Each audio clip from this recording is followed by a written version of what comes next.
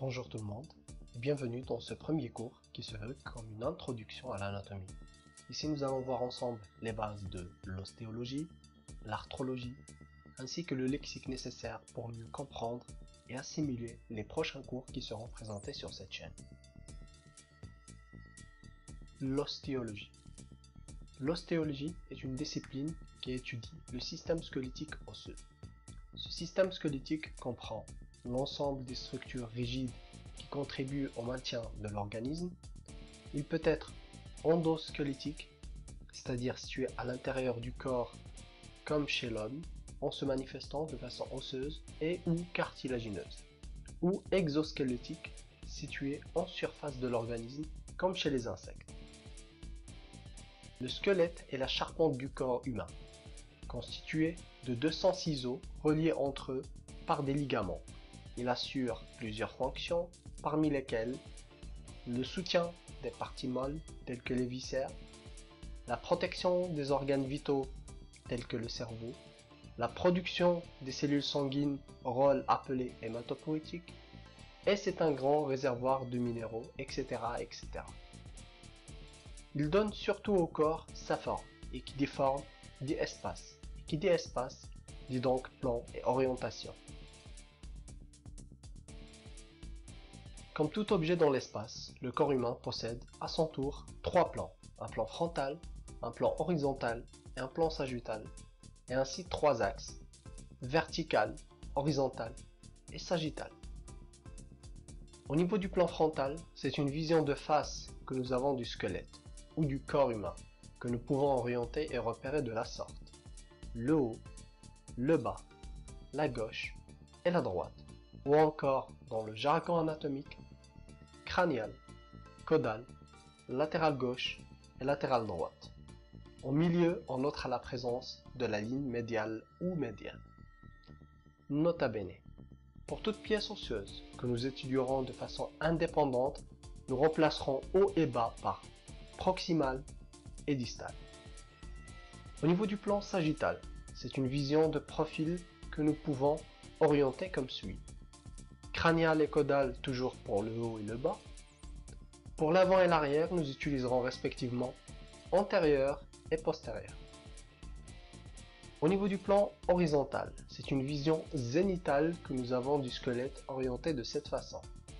L'avant et l'arrière, comme on a dit précédemment, sera antérieur et postérieur. Ensuite, latéral gauche et latéral droite. L'os.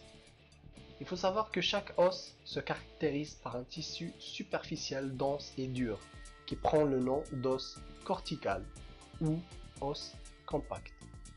Ce tissu est lui-même recouvert par le périoste qui permet la croissance de l'os en épaisseur.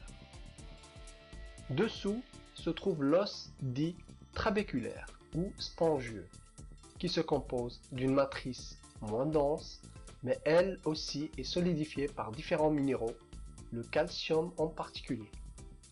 À retenir concernant les cellules osseuses, nous avons les ostéoblastes, les ostéocytes, les ostéoclastes, que nous détaillerons dans un autre cours. Type d'os. Comme dit au début, le squelette humain est composé de 200 ciseaux, répartis généralement en 4 types. Nous avons les os lents, caractérisés par la présence d'un corps appelé diaphyse et deux extrémités appelées épiphyses. Exemple, l'humérus. Nous avons les os courts, composés d'un noyau d'os spongieux entouré d'une corticale d'os compacte. Exemple, les os du carpe se trouvant au niveau de la main. Les os plats, exemple, les os du crâne, et les os à la forme irrégulière, tels que les vertèbres ou bien l'os sphénoïde. L'arthrologie. L'arthrologie est la discipline qui étudie les articulations. Et une articulation est la jonction entre un ou plusieurs os. Elle a pour fonction de relier les os entre eux et confère ainsi une certaine mobilité au squelette.